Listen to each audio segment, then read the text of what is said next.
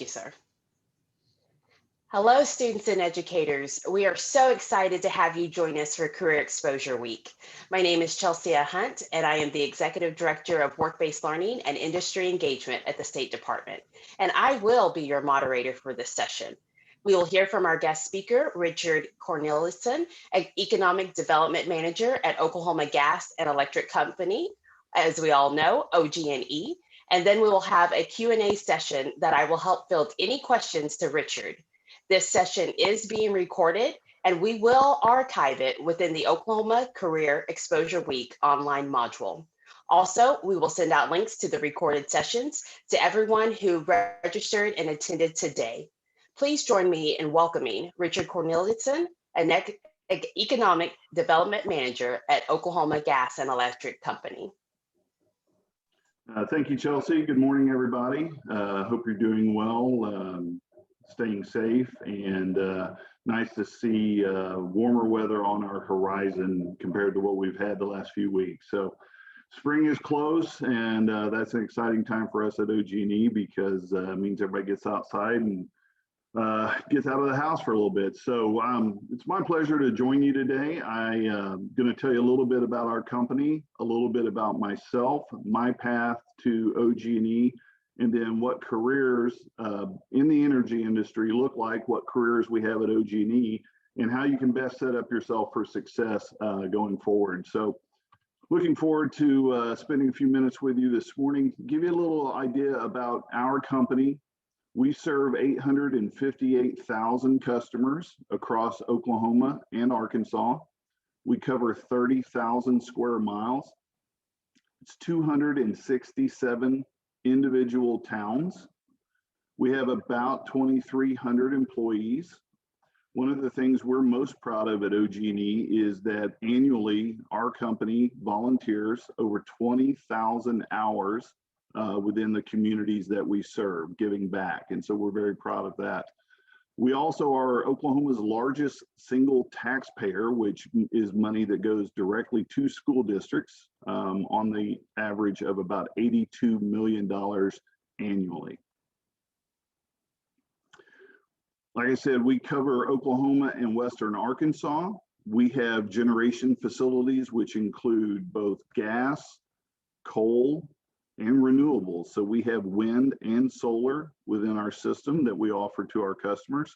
And we are headquartered in Oklahoma City, in downtown Oklahoma City. But we have employees that work across this area. So whether or not you live in Oklahoma City, or you might live in Ardmore or Enid or Durant, we have employees that work all across the state as well as Arkansas. So we have a pretty big footprint. Let me tell you a little bit about myself and what my job entails. So I've been with OG&E for 25 years. Before that, I worked for Apple Computer. So I've really only had two professional jobs in my career. I have an MBA from Oklahoma City University, and I also have an undergraduate degree from Oklahoma City University in economics. And then I also have some professional certifications that I've gotten throughout my career. One of the most important things to recognize as you think about what kind of career you want to plan for yourself is it's not enough to just go through school and then think that that's it, that's good enough, that's all you'll ever have to do the rest of your career. Learning is a lifelong endeavor. And so keeping yourself up to date with new technologies, new trends in industry, as you may have seen this past year, so many of maybe your parents or aunts or uncles have transitioned from going to an office to work to working from home. That was a learning curve for everybody, learning how to navigate Zoom and Teams and all of these other different platforms is just another example of how you have to continually evolve in your career. So I work in economic development, and that's something that a lot of people maybe have heard in the news. The governor talks about economic development a lot. And really what that's about is growing a community, creating jobs, attracting companies that make investments into those communities so that when people need a job when they graduate high school or college, there's local employment available to them.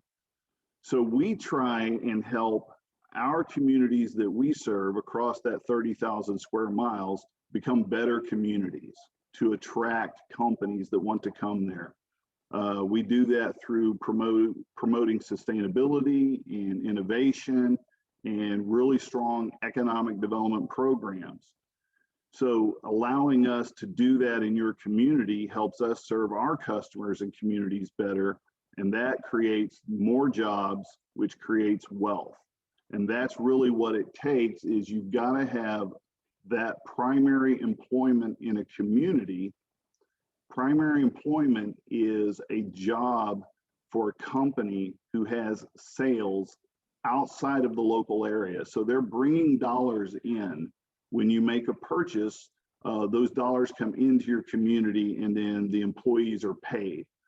Then those employees, they go to restaurants, they go to movie theaters, they spend it at the local beauty salon, whatever, and they circulate those dollars through the community. And that has a really strong, what we call a multiplier effect.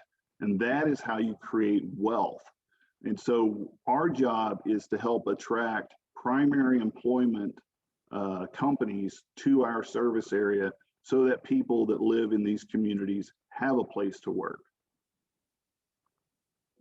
So I have a little video that also explains it, and I think this will help show you this launches correctly.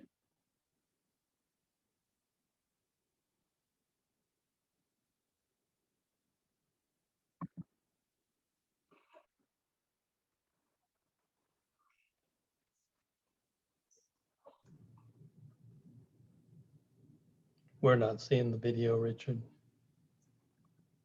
Say that again. We're not seeing the video. It's not showing. Okay. No, sorry. That's all right. I'll send it out, and we'll come back to that later. Let me go back to the presentation. Sorry about that. Nope, thank you. Ed, are we back on my screen? Yes, sir. All right, sorry about that. We'll come back to that later. It's basically a little video that puts it in terms of what I just described, which is what it takes to get a job in a community. So a lot of you, as you think about what you want to be when you grow up, some of you want to be pro athletes, some of you might want to be engineers, some of you might want to do sales, might want to be a chef, might want to start your own company. There are lots of opportunities available to you, and you're only going to be limited by how hard you work for those things. So a lot of them are challenging. Not everybody, as we know, can grow up to be president because that's only one job. But there are lots of professional and technical jobs for which you can start planning for now and preparing yourself by learning about what it takes to be successful in that. So I told my own kids a long time ago that whatever your passion is, whether you're passionate about the environment, business, or law, or medicine, or food, or sports, or whatever it is, each of those industries needs accountants, lawyers, finance people, engineers. So you can learn a professional skill and get a professional degree and still pursue your passion. So whatever your passion is, that's great. Follow that, but make sure that you align yourself with skills that are needed in that industry. So how do you get there? And do you go to college or do you not go to college? You certainly have to finish high school. In today's environment, it's really hard if you do not complete high school to become employable and earn a wage, which will allow you to support yourself. You can complete college. You can even go further in college and get an MBA, get a master's degree. So as I said, I have a master's degree. You can get masters in engineering. You can even get doctorates, PhDs in certain fields, be it education, medicine, law, lots of opportunities for professional degrees. And as I said earlier, there's also a strong push that throughout your career, you'll have to be engaged in some sort of professional development. Accountants each year, if they're a certified public accountant, a CPA, for example, has to take so many hours of continuing education to make sure that they're current. Doctors, lawyers, welders, electricians. Everyone's got a level of certification which they have to maintain. So that's really the point I'd like to emphasize to you, is that make sure that you understand as you move forward through a career, there's always going to be continuous learning, which is a great thing, because if you quit learning, you're really going to fall behind. So focus on that. So even at OG&E, tell you a little bit about the jobs that we have, and we have every sort of discipline. In fact, we even employ an in-house physician. So we have a doctor who works at OG&E. We have lawyers, we have accountants, we have engineers, we have business and finance people, we have customer support people. So we have a broad spectrum of jobs available just at our company. Okay, and so we're in the electric utility industry. As you probably know, Oklahoma's got a lot of oil and gas companies. Now we're seeing real growth in renewable companies. So electric vehicles, batteries, wind, solar. So the energy sector in Oklahoma is really growing. But there are some other sectors in Oklahoma that are really important. And so what I thought I'd do here is show you some of the most important ones that we have in the state. So behind energy, aviation, aerospace, and defense are critical. We've got some really important Air Force bases in the state. We have Vance Air Force Base up in Enid, Oklahoma, Altus down in southwest part of the state, Tinker Air Force Base here in central Oklahoma City, who's the largest employer in Oklahoma City. And then if you think about Tinker Air Force Base for a minute, not just the people that work at Tinker, but think about all of the companies and all of the people that work in support of Tinker Air Force Base. So Tinker employs people that need all of those services I talked about earlier. They need places to eat. So if Tinker goes away, you might see restaurants go away. You might see some retail stores go away. You might see the outside amenity places go away. And so that's where I was talking about that multiplier. That's the importance of those primary sectors, because that leads to all of those secondary jobs. There's also a really strong push now for support around innovation and entrepreneurship. So many people have now chosen to go start their own companies. They have a great idea that they want to pursue, or they have a passion that they want to pursue. That's great. You can start your own company. And then when you start that company, one of the things you'll learn is that you're going to be a lawyer, you're going to be an accountant, you're going to be a customer service person. As you start a company, you're all of those things. And then as your company grows and gets bigger, you will start to hire people that's what their skill set is. So maybe they only spend their time doing accounting. But there's a big support system in Oklahoma that if that's your passion, you can certainly go down that path. You heard me talk about energy already. There's information and financial services. So everything around technology, data centers, software. We have Paycom here in the northwest part of Oklahoma City, one of the biggest companies now in the state. That's a software company. That's an information company. But just like all of these other industry sectors, they employ a wide variety of people. They have software engineers, they have accounting, they have finance, they have research, they have customer service. So there's a lot of people that it takes to support those primary industries. Also, because of Oklahoma's location, especially being just this close to Texas, we have a really large transportation and distribution network in Oklahoma. So think about when you place an order at Amazon. That package comes from a huge warehouse somewhere here in Oklahoma City and then gets delivered.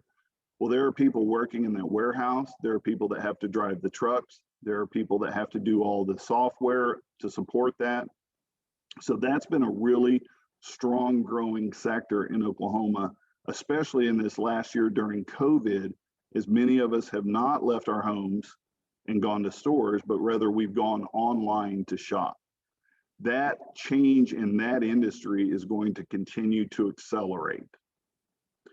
We also make a lot of things here in Oklahoma. So we have companies that are in manufacturing. In fact, we have a really strong manufacturing network across Oklahoma. And those are people that build things. That's where your welders and your machine operators come in. So those people with skills, and some of those jobs pay really high wages, but they're employed in the manufacturing sector. But more and more of those jobs in the manufacturing sector where you build something, those jobs of building are being done by robots, because robots don't get sick, robots don't miss work, robots don't complain that they need 1 hour lunch breaks. And so it's much more productive for a company to use a robot, and then they hire someone to manage the software that controls how the robot works. So the nature of the job has changed. 50 years ago, people worked on factory floors putting stuff together by hand. Today, that job is someone running a machine that is controlling the robot. So that's how that job has changed so dramatically. And finally, the last big sector that we have in Oklahoma is, as you know, we're also a farming and ranching state. Agriculture is a big part of Oklahoma, growing food to feed the world. But there's a lot more than just growing food on a farm. There's transportation and logistics around that food.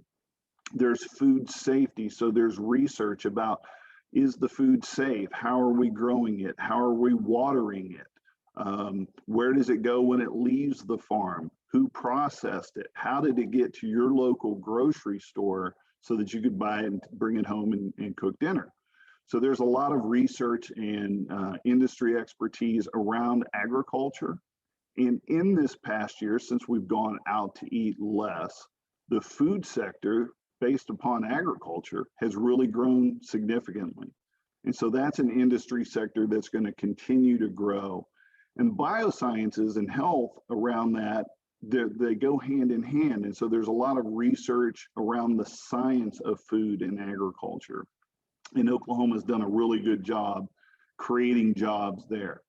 Now, I put up 8 or 7 industry sectors, but certainly there are lots of others that we have across the state. For example, Oklahoma City is really making a push into film and video. And so regardless of what you're in, if it's business, if it's arts, if it's science, if it's math, there's a place for you to have a career path. The best advice I can give you is start understanding now what those jobs look like. What does it take to get that job? And how do you be successful over your career once you do that? And with that, that was all I had. Here's my contact information. If there are any teachers or career advisors out there that have a question or are interested in a deeper presentation, I'd be happy to share my slides or provide a presentation for your group in the future. And with that, Chelsea, I'll turn it back to you. Thank you, Richard. I mean, goodness, you shared a wealth of nuggets of wisdom with us, and I'm just blown away by that. I'm curious to know what inspired you personally to get connected into an energy field. Sure. So when I left Apple Computer and actually moved back to Oklahoma, I was looking for a job. I did not want to move to California. I had lived in Texas for a little while working for Apple. And could have moved to California, but everybody I knew in my family was back in Oklahoma, and I'd been away for a few years and came back. And back in 1996, when I was hired at OG&E, I actually found my job through the newspaper, back when jobs used to appear in newspapers. That's how old I am now, is that the job I found appeared in a newspaper ad. But what connected me with the job were the skills that I had obtained while working for Apple. And I got my job at Apple Computer because I had an MBA, Master's in Business Administration. I had a background in marketing and economics and strategy. So I took those skills to work for Apple, and I learned relationship management and strategic planning, and Apple taught me quite a bit. Those were the same skills that transitioned me into an economic development position, because it's the same type of skill set. And if I could, advise students on thinking about that, the chances of you staying at one company like I have for 25 years in your career are really low. The chances are you'll have 8 or 9 different careers during your lifetime working for different companies in different jobs. But what's important to recognize is that as you grow your skill set, as you continue to learn new things, that makes you much more attractive to other companies wanting to pay you for those skills that you have. So the more education you receive, the more specialized training that you have, the more professional certifications you can obtain, that's going to create more opportunities for you. And if I could use an athletic example, for example, a LeBron James, who has a great basketball skill set, can play for any team. But there are lots of players in the NBA who might only fit on 1 or 2 teams because they don't have that same skill set. Now, I'm not saying that everybody can grow up and be a LeBron James, but you can certainly acquire skills through your own work and your hard engagement in learning that makes you much more desirable for companies and opens up opportunities for you to work wherever your passions are. Again, if it's outdoors, if it's food, if it's energy, if it's engineering, if it's math, if it's, video gaming, whatever your passion is, the more skills you have in that industry, the more people will want to hire you and the higher salary you'll be able to make. Richard, I like that you touch base on that skill development piece, so that is very vitally important for all of us to have. And it ties nicely into our final question for today. When applying at OG&E, must students know what they need to do, or do they need to apply and get interviewed for what is open and available?